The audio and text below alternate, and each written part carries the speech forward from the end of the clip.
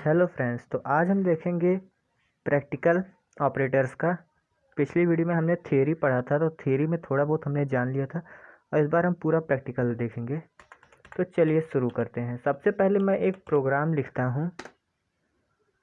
यहाँ पे एक वेरिएबल डिक्लेयर करता हूँ, इंट ए। इंट ए नाम से हमने एक वेरिएबल डिक्लेयर कर दिया और यहाँ पे मैं प्रिंट कर देता हूँ %d, ए, और ए की वैल्यू मैं दे देता हूँ a = 5।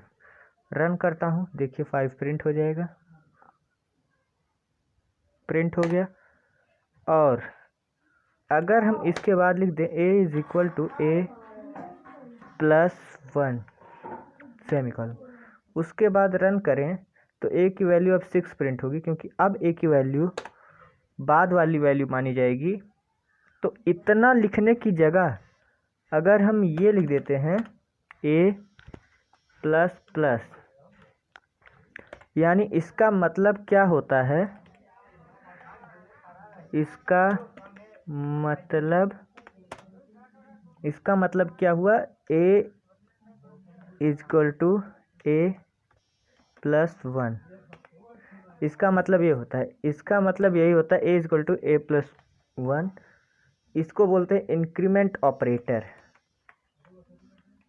अब रन करके देखते हैं तो भी वही काम होगा, 6 ही प्रिंट होगा। इसको ऐसे कर सकते हैं या फिर डायरेक्ट हम इसकी वैल्यू को यहाँ से हम इसको कट करते हैं, ये वाली लाइन।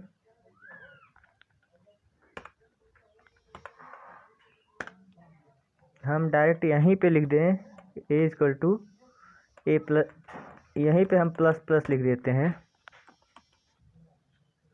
अब देखिए रन करते हैं तो क्या वैल्यू प्रिंट हुई, 5 ही प्रिंट हुई। ऐसा क्यों? इसे बोलते हैं इंक्रीमेंट ऑपरेटर। अब देखिए, अब 6 प्रिंट हुई, क्योंकि हमने पिछली वीडियो में प्री फिक्स और पोस्ट फिक्स को बताया था। प्री फिक्स मीन्स पहले इंक्रीमेंट करो, उसके बाद प्रिंट करो, और दूसरा होता है पहले प्रिंट करो उसके बाद इंक्रीमेंट करो। तो अभी हमने पहले ++ लगाया है, इसका मतलब पहले इंक्रीमेंट कर दो वैल्यू, यानी 6 बना दो वैल्यू, उसके बाद प्रिंट करो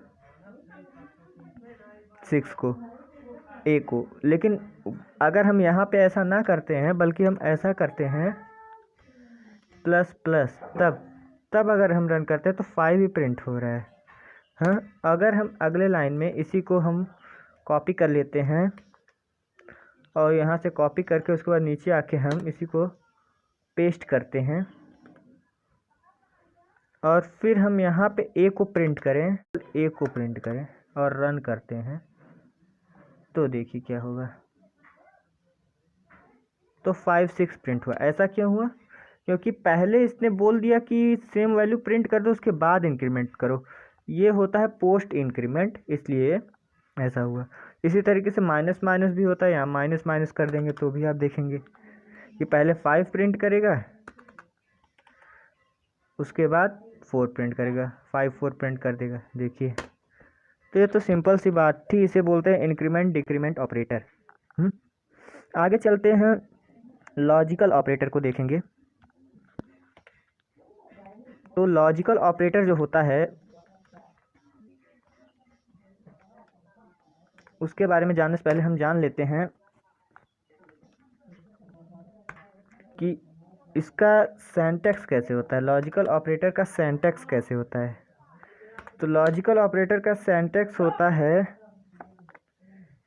कि जैसे अगर मान लीजिए हमको चेक करना हो ग्रेटेस्ट नंबर, 2 नंबर हमारे पास हैं, a = 5, b = 7।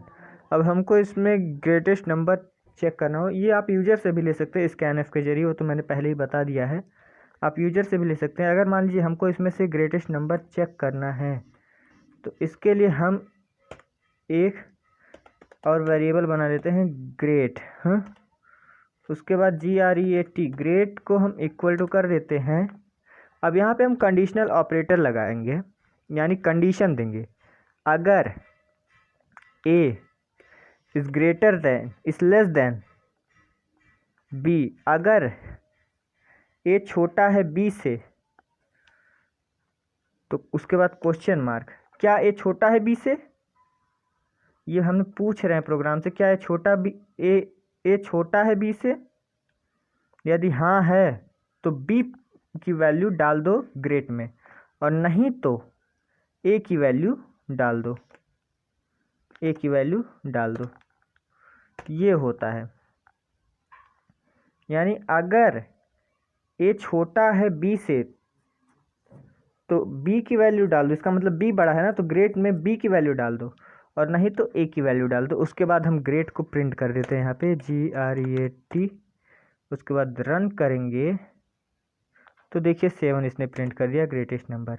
तो आपको समझना बस इतना है कि हमने कंडीशन, ये चीज़ हम इफ एल्स स्टेटमेंट के जरिए भी कर सकते, तो हमने पिछली वीडियो में किया भी है कि हमने 2-3 नंबर्स का हमने किया है, इसमें भी 3 नंबर्स का कर सकते हैं आप।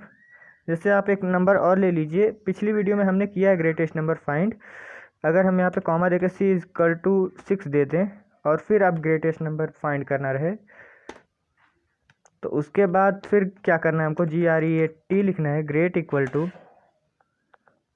Great is less than C question mark. यानी अब चेक करो ग्रेट क्या C से छोटा है, अगर छोटा है तो क्या करो, तो प्रिंट करो C को, और नहीं तो ग्रेट को प्रिंट कर दो, यानी ग्रेट ही ग्रेट है इसलिए ग्रेट को प्रिंट कर दो। बस हो गया, अब रन कर देंगे तो आ जाएगा आंसर 7। अगर हम वैल्यू को अब इंक्रीज डिक्रीज करके देख लेते हैं, इसको 64 कर देते हैं, अब देखिए 64 आ गया। मीन्स ऐसे हम वैल्यू को इंक्रीज करके भी देख सकते हैं, देखिए इस तरीके से हम कर सकते हैं।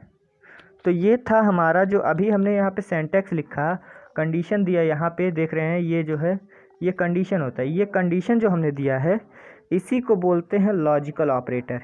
लॉजिक यहाँ पे देते हैं, अगर ये ट्रू हुआ तो क्वेश्चन मार्क के बाद जो हमने लिखा है वो वैल्यू आएगी, यानी क्वेश्चन मार्क के बाद हमने यहाँ बी लिखा है ना, ये वैल्यू जाएगी। और फॉल्स है ये बात, तो ये जो सेमी कॉलम के बाद हमने लिखा है वो वैल्यू जाएगी। ठीक है, आगे चलते हैं।